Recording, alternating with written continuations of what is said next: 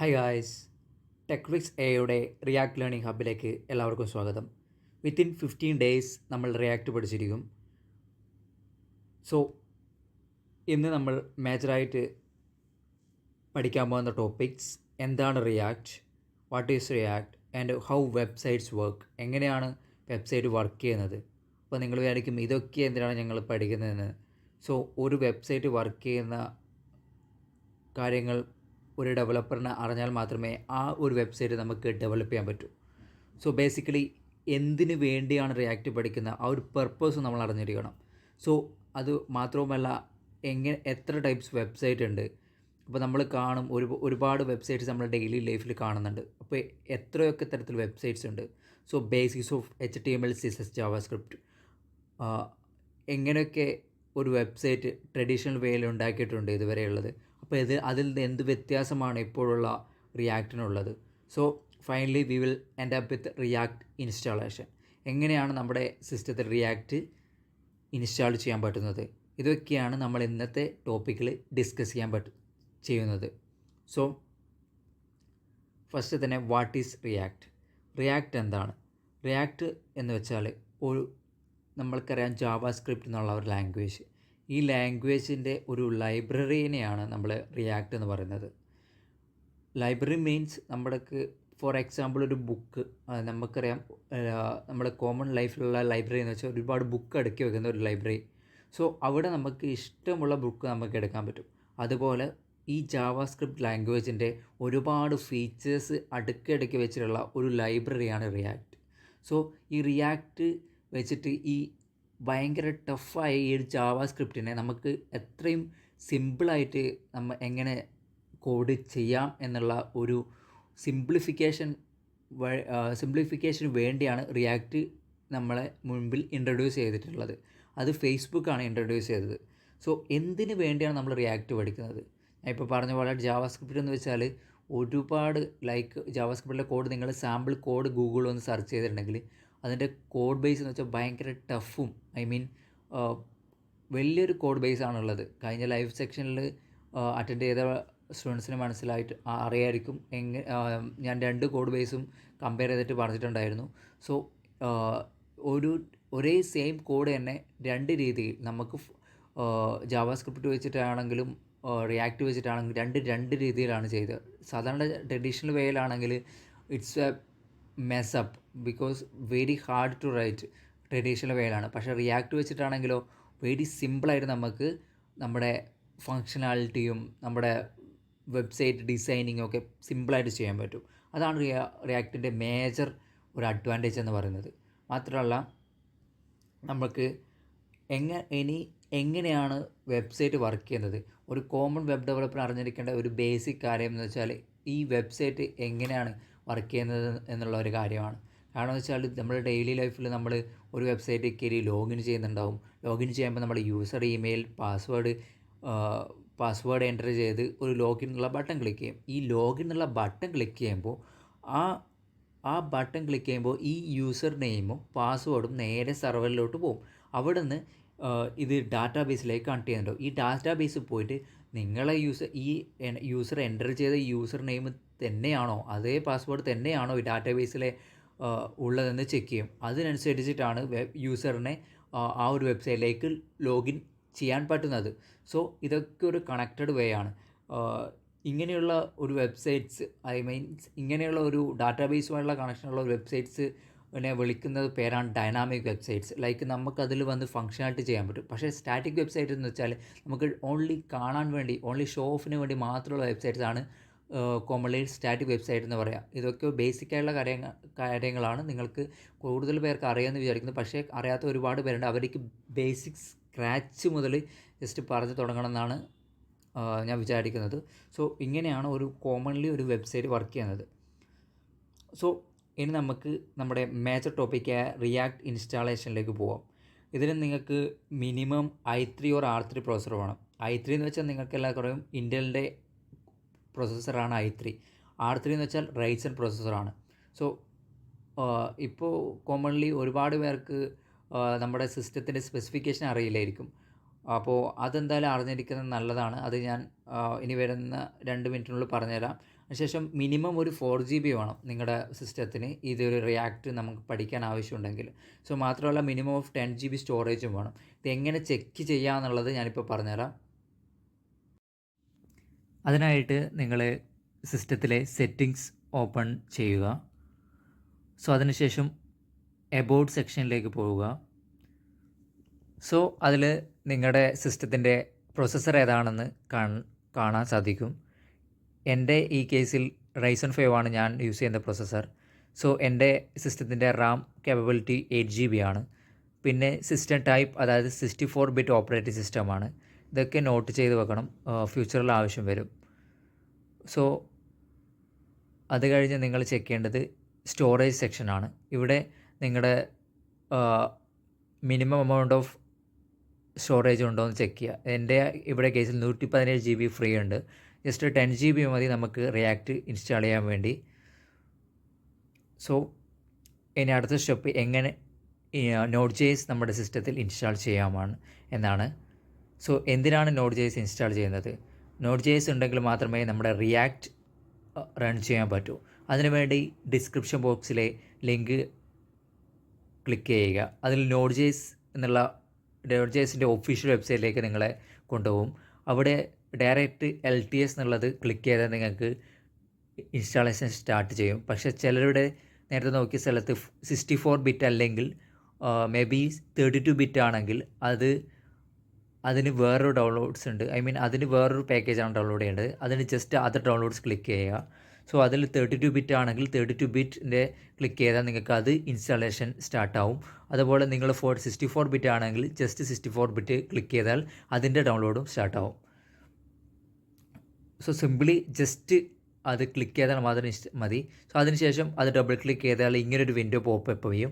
Just next click ചെയ്യുക. അതിനുശേഷം ഇതിൽ ഓട്ടോമാറ്റിക്കലി എന്നുള്ളത് ടിക്ക് കൊടുക്കുക. അതിനുശേഷം ഓട്ടോമാറ്റിക്കലി ഇത് ഇൻസ്റ്റാൾ ക്ലിക്ക് ചെയ്താൽ Node.js നമ്മുടെ സിസ്റ്റത്തിൽ ഇൻസ്റ്റാൾ ആവുന്നതാണ്.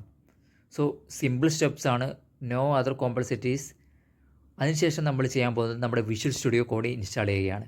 എന്തിനാണ് വിഷ്വൽ സ്റ്റുഡിയോ കോഡ് ഇൻസ്റ്റാൾ ചെയ്യുന്നത്? വിഷ്വൽ സ്റ്റുഡിയോ കോഡ് പോലെ തന്നെ വേറെ കോഡ് എഡിറ്റേഴ്സ് ഇല്ലേ?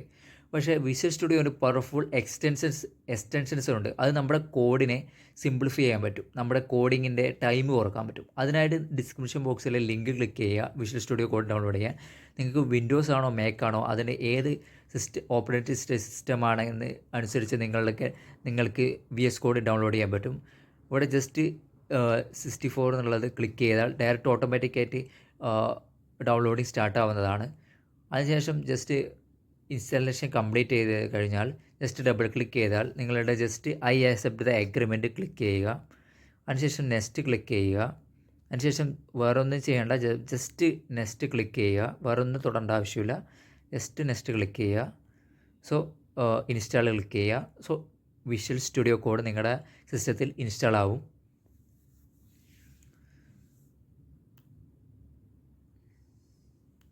ജസ്റ്റ് ഫ്യൂ മിനിറ്റ്സിനുള്ളിൽ VS കോഡ് നിങ്ങളുടെ സിസ്റ്റത്തിൽ ഇൻസ്റ്റാൾ ആവുന്നതാണ്.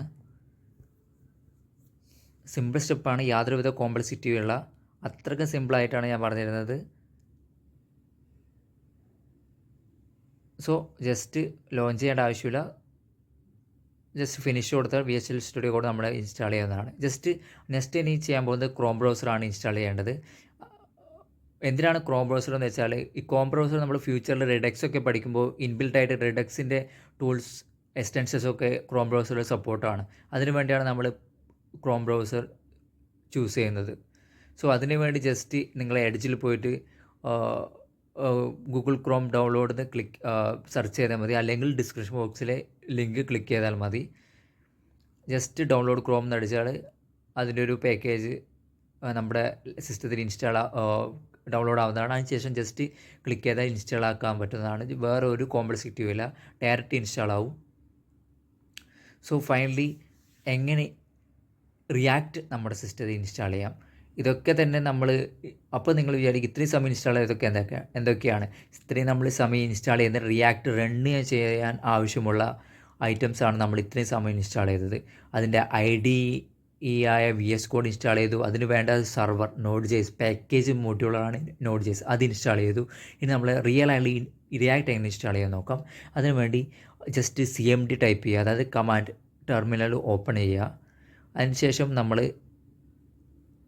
ശ്രദ്ധിച്ച് ടൈപ്പ് ചെയ്യുക npm install /g create react app.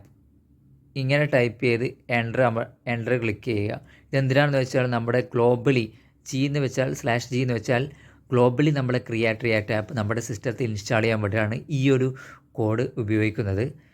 ഇത് ജസ്റ്റ് എൻ്റർ ചെയ്ത് കഴിഞ്ഞാൽ ഇത് കപ്പിൾ ഓഫ് മിനിറ്റ്സിൽ നിങ്ങളുടെ സിസ്റ്റത്തിൽ ഇൻസ്റ്റാൾ ആവും. എൻ്റെ സിസ്റ്റത്തിൽ ഓൾറെഡി ഇൻസ്റ്റാൾ ആയതുകൊണ്ട് ഞാനിത് എൻ്റർ ചെയ്തത്. സോ അതിന് ശേഷം നിങ്ങൾ എന്താ ചെയ്യേണ്ടതെന്ന് വെച്ചാൽ ജസ്റ്റ് ഡെസ്ക്ടോപ്പിൽ വന്നിട്ട് പുതിയൊരു ഫോൾഡർ ക്രിയേറ്റ് ചെയ്യുക. നിങ്ങൾ എന്ത് വേണ്ടി പേര് കൊടുക്കാം. ഞാനിവിടെ റിയാക്ട് എന്ന് പേര് കൊടുത്തു. ജസ്റ്റ് ഡബിൾ ക്ലിക്ക് ചെയ്തിട്ട് അത് ഓപ്പൺ ചെയ്യുക. ജസ്റ്റ് എന്നിട്ട് അതിൻ്റെ മുകളിൽ അവിടെ സെലക്ട് ചെയ്ത ശേഷം ജസ്റ്റ് CMD, എന്തിനാണെന്ന് വെച്ചാൽ കമാൻഡ് പ്രോംപ്റ്റ് ഓപ്പൺ ചെയ്യാനാണ്. ജസ്റ്റ് ക്ലിക്ക് ചെയ്യുക. CMD ടൈപ്പ് ചെയ്ത് എൻ്റർ അമർത്തിയാൽ നമുക്ക് ടെർമിനൽ ഓപ്പൺ ആവും. ഇതെന്തിനാണെന്ന് വെച്ചാൽ നമുക്ക് റിയാക്റ്റിൻ്റെ ഒരു ടെംപ്ലേറ്റ് ഇൻസ്റ്റാൾ ചെയ്യാൻ വേണ്ടിയിട്ടാണ്. അതിനുവേണ്ടി npx create react app, നമ്മളെ പ്രൊജക്റ്റിൻ്റെ പേര് അത് മൈ ആപ്പാണ് ഞാനിവിടെ കൊടുത്തത്. ഇത് നിങ്ങൾക്ക് എങ്ങനെ വേണമെങ്കിൽ കൊടുക്കാം, പക്ഷേ ഇത് ഒരിക്കലും ക്യാപിറ്റൽ ലെറ്റർ കൊടുക്കാൻ പാടില്ല. ജസ്റ്റ് സ്മോൾ ലെറ്റർ മാത്രമേ കൊടുക്കാൻ പാടുള്ളൂ. എന്നിട്ട് എൻ്റർ ക്ലിക്ക് ചെയ്യാം. So it automatically creating our react app in that folder. ആ ഫോൾഡറിലേക്ക് നമ്മുടെ എൻ്റെ റിയാക്ട് ആപ്പിനെ ഇൻസ്റ്റാൾ ചെയ്യുന്നുണ്ട്. ഇത് കുറച്ച് ടൈം എടുക്കും. നല്ലൊരു ഇൻ്റർനെറ്റ് കണക്ഷൻ ഉണ്ടെങ്കിൽ പെട്ടെന്ന് ഇൻസ്റ്റാൾ ആവുകയും ചെയ്യും. സോ നമുക്ക് കുറച്ച് സമയം വെയിറ്റ് ചെയ്യാം ഇൻസ്റ്റാൾ ആവുന്നവരെ. സോ ഫൈനലി നമ്മുടെ റിയാക്ട് ആപ്പ് ഇൻസ്റ്റാൾ ചെയ്തിട്ടുണ്ട്. സോ ഇനി ചെയ്യേണ്ടത് ഈ ഒരു ടെർമിനൽ ക്ലോസ് ചെയ്യുകയാണ്. ക്ലോസ് ചെയ്ത ശേഷം നമ്മുടെ ആ ഫോൾഡർ ക്ലിക്ക് ചെയ്യുക.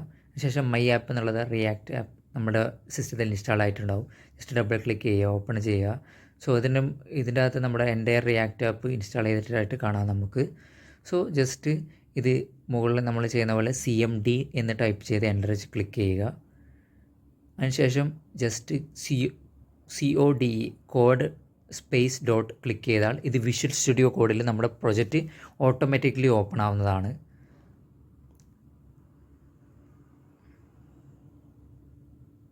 സോ കോഡ് ഡോട്ട് ടൈപ്പ് ചെയ്ത് എൻ്റർ ക്ലിക്ക് ചെയ്ത ശേഷം നമ്മുടെ റിയാക്ട് ആപ്പ് നമ്മുടെ VS കോഡിൽ ഓട്ടോമാറ്റിക്കലി ഓപ്പൺ ആയിട്ടുണ്ട്. ഇതാ നിങ്ങൾക്ക് കാണാം നോഡ് മൊഡ്യൂൾ സോഴ്സ് ഫോൾഡർ എല്ലാം A to Z റിയാക്ട് ആപ്പിൻ്റെ എല്ലാ ഫയൽസും നമ്മുടെ ഇവിടെ ഓപ്പൺ ആയിട്ടുണ്ട്.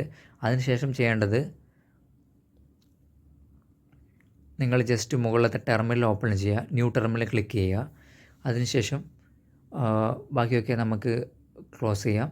ജസ്റ്റ് ടെർമിനലാണ് നമുക്ക് വേണ്ടത്. അവിടെ ജസ്റ്റ് npm start എന്ന് ടൈപ്പ് ചെയ്ത് എൻ്റർ അമർത്തുക. സോ ഇതെന്തിനാണെന്ന് വെച്ചാൽ നമ്മുടെ ഇപ്പോൾ ക്രിയേറ്റ് ചെയ്ത റിയാക്ട് ആപ്പ് നമുക്ക് ലോക്കൽ സെർവറിൽ റൺ ചെയ്യാൻ വേണ്ടിയുള്ള ഒരു കമാൻഡാണ് npm start. സോ ഇത് ക്ലിക്ക് ചെയ്തതിനനുസരിച്ച് നമ്മുടെ ഇപ്പോൾ ഉള്ള കറൻറ്റ് പ്രൊജക്റ്റ് നമ്മുടെ ലോക്കൽ സെർവറിൽ ഈ 3000 റൺ ആവുന്നതാണ്. ഇനീഷ്യൽ ആയതുകൊണ്ട് കുറച്ച് ടൈം എടുക്കും റൺ ആവാൻ.